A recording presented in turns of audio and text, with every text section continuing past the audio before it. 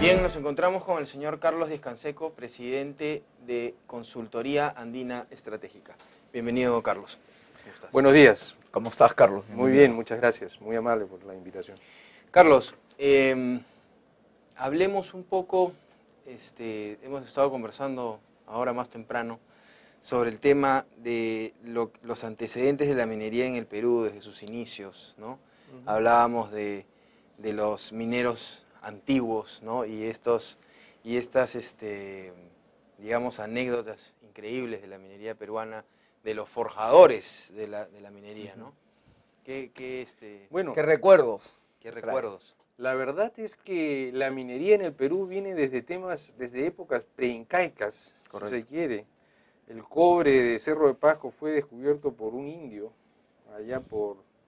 antes de que los incas entraran a la toma de posesión, pero esas son épocas antiguas. Tenemos todo lo que es la metalurgia prehispánica, hispánica, tenemos todos los desarrollos durante el virreinato y la república, pero más recientemente la minería moderna creo que se inicia a partir de la primera mitad del siglo pasado y los años 50.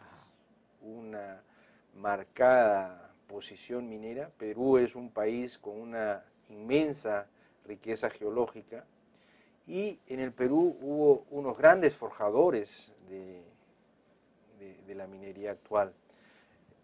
Actualmente todavía tenemos a don Alberto Benavides, pero hay otros ya que han pasado y que a veces no se les recuerda como debiera, pero creo que junto con Alberto han sido los grandes pioneros. Jesús Arias, Ernesto Bertel, Luis Hochschild, David Bayón, Andrés Bravo Bresani, Mirko Ukovic, etc. Hay una gran cantidad de peruanos que forjaron lo que hoy día estamos viendo. ¿Y qué tan duro, Carlos, era forjar la minería en esa época en donde los avances tecnológicos, las perforaciones diamantinas, las tecnologías satelital, las grandes maquinarias que hoy en día existen, prácticamente no había? Te soy sincero, don Alberto tiene un dicho en el que dice que los mineros son muy parecidos a los médicos. Creo que en esto también hay algo de eso. Antes, si bien la geología y la minería son ingenierías y son ciencias, cuando ellos desarrollaron la minería al lomo de bestia, caminándose el Perú, conociendo el Perú, creo que había mucho de arte, mucho de sensación. Se dice que los mineros, los geólogos hablan con las piedras, entonces son personas muy especiales que han recorrido todo el Perú. Y yo digo que muchos de ellos han sido o son serranos de nacimiento, pero en su gran mayoría son serranos de corazón, porque aman los Andes, han vivido en los Andes, han crecido en los Andes, sus familias crecieron en los Andes, porque ellos no vivían en Lima, ojo, ellos normalmente vivían en los campamentos y sus familias estaban con ellos, y se las pasaron allá en Cerro de Pasco, en el sur, en el norte, en Apurímac. Y bueno, o sea, fue gente que forjó la sierra. Desde adentro, ¿no? Para generar desarrollo, porque siempre tuvieron la ambición de desarrollar los pueblos, y eso es bien importante. Desde el Cerro de Pasco, hay poca gente que habla del Cerro de Pasco, una de las empresas mineras más importantes que ha habido en el Perú y que ha sido escuela a nivel mundial. Pero inclusive Malpica, un escritor, un personaje de izquierdas, Carlos Malpica, cajamarquino, él hablaba del Cerro de Pasco no solamente como una empresa minera, sino como una empresa generadora de desarrollo. Muchas de las industrias actuales que conocemos y que son proveedoras de la minería nacieron con el Cerro de Pasco. Es más, la principal ganadera en el libro de los dueños del Perú, escrito por Malpica, era el Cerro de Pasco, porque para hacer minería había que generar industria y había que generar agricultura y había que criar ganado. Si no, no se podía hacer, porque era un elemento integrador, se necesitaba de todo eso. Claro. Ahora, ¿cuál crees, Carlos, que es el problema que tenemos hoy en día? Si bien, por supuesto, ha crecido la minería y digamos, la globalización, la modernización siempre llega pues a problemas, ¿cuál crees desde el punto de vista de la comunicación. ¿Cuál crees que es el problema que hay hoy en día, ¿no? Porque vemos, por un lado, empresas mineras, en su gran mayoría, que a mi parecer cumplen con lo que tienen que cumplir. Vemos un Estado ausente, ¿no? Pero por otro lado también vemos estos excesos como Arana, padre Arana, Santos, Ex cura Arana. ex cura Arana, perdón, Porque- Santos y Saavedra, ex emerretista, ¿no? ex emerretista. Poniendo bombas de tiempo en el Perú, ¿no?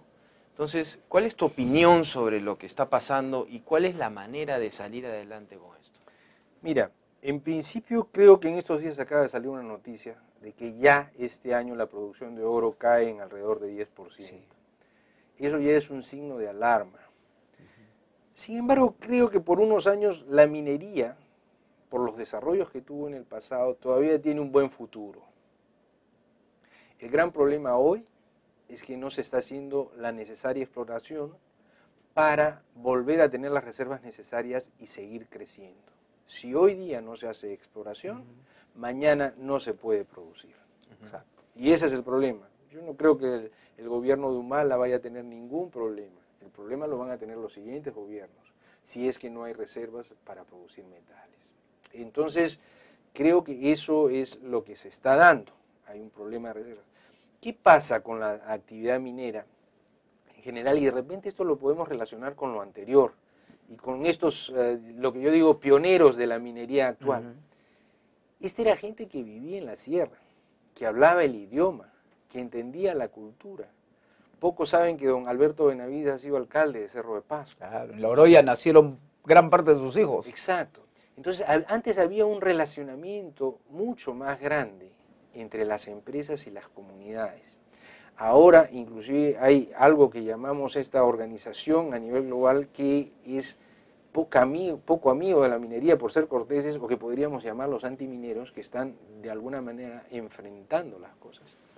Pero la minería siempre fue un elemento generador de desarrollo y que contribuyó al crecimiento de los pueblos y al beneficio de las comunidades.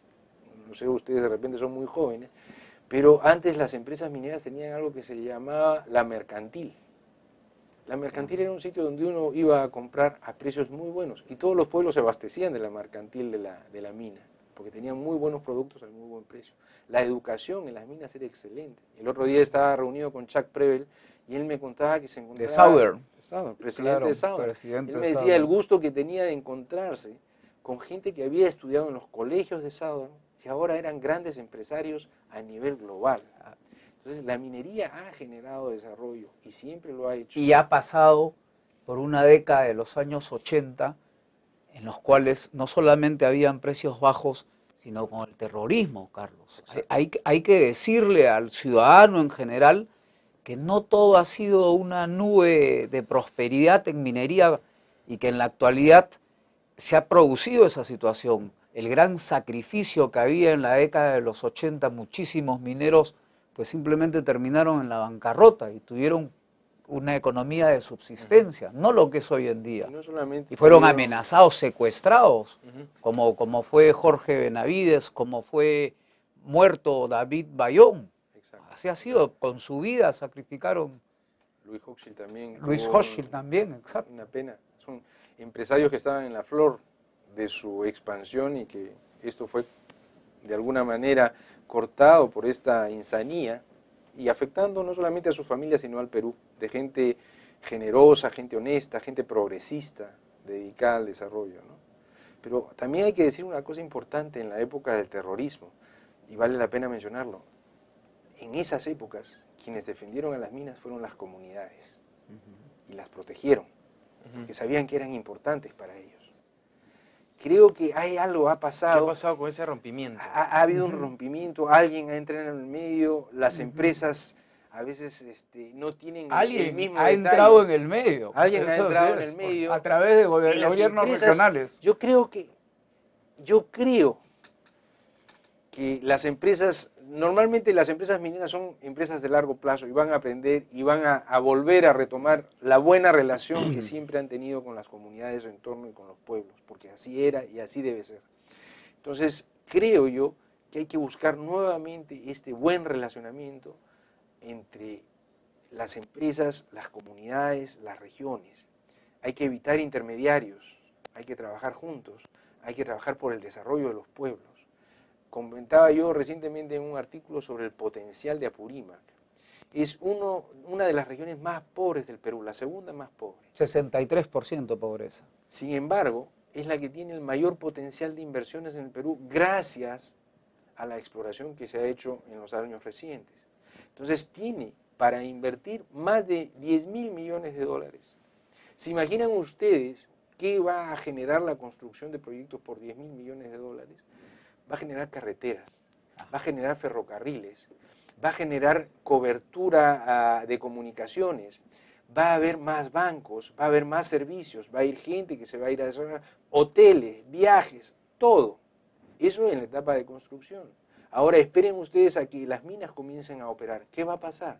Además del empleo que van a generar, que es una cosa que genera mucho dinamismo, también se van a generar impuestos que van a contribuir para que el gobierno regional pueda hacer toda la obra de infraestructura que requiere, apoyar sus sistemas sociales, etcétera, etcétera.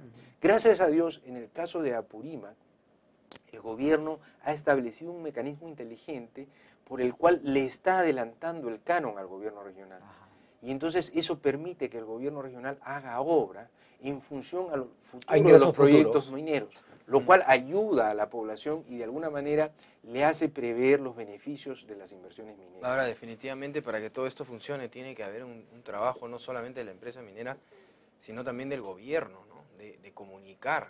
Lamentablemente, y eso también vale la pena mencionarlo, creo que el gobierno tiene pocas capacidades para luchar con eso. Los presupuestos del gobierno son muy bajos.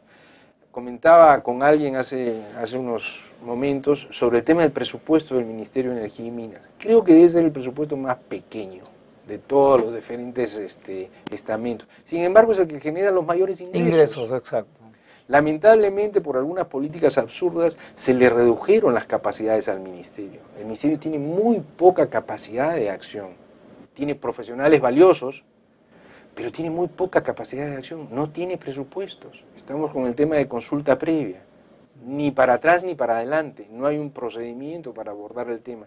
Si por esas cosas uno en su área de exploración tiene una comunidad originaria, pues realmente está fastidiado, porque no hay un procedimiento para tratar el tema. Excelente, Carlos. Te agradecemos por estar en el programa y esperamos tenerte en otra oportunidad. Lamentablemente el tiempo en televisión es corto, pero encantados de que nos sigas contando cosas tan importantes para el desarrollo del país y estas historias y recuerdos también muy importantes para el Perú. Encantado, muchas gracias a ustedes. Al contrario. Y a continuación, nuestro informe de construcción vinculada a la minería. Esta secuencia llega gracias a la revista Perú Construye. En el Perú existe una revista especializada en construcción y arquitectura. ¿Lo sabía? Perú Construye, los mejores artículos e información de la construcción y las tendencias en arquitectura. Suplemento técnico. Perú Construye, su mejor herramienta de negocios en construcción y arquitectura. Ahora de venta en Sodimac y Z Bookstore. Publicidad al 628-6300 o info@peruconstruye.net. Revista Perú Construye, organizadora del evento Expo Arcon 2013, Encuentro Internacional de Proveedores para la Construcción, Desarrollo de la Infraestructura, Arquitectura e Ingeniería. Los pobladores del antiguo distrito minero de Morococha, en la provincia de Yauli, Junín, están más que satisfechos con el cambio de ubicación de su centro poblado a un nuevo asentamiento, ubicado a pocos kilómetros de su antigua sede, en la hacienda Carhuacoto. Este importante proyecto, la nueva ciudad de Morococha, que supera los 50 millones de dólares de inversión, cuenta con todos los servicios públicos disponibles, así como colegios, hospital, municipalidad, comisaría, iglesias, campo deportivo, entre otros. Y lo novedoso de esta ciudad es que el diseño de las nuevas viviendas contó con la participación de sus propios pobladores. Pero la nueva Morococha también ha sido programada para un mejor desempeño urbano, de manera que a futuro esta pueda ampliarse hasta un 50% de su capacidad, y esto es probable ya que las perspectivas económicas del centro poblado crecerán luego que la mina Toromocho, propiedad de la minera Chinalco, inicie sus operaciones a principios del año 2014.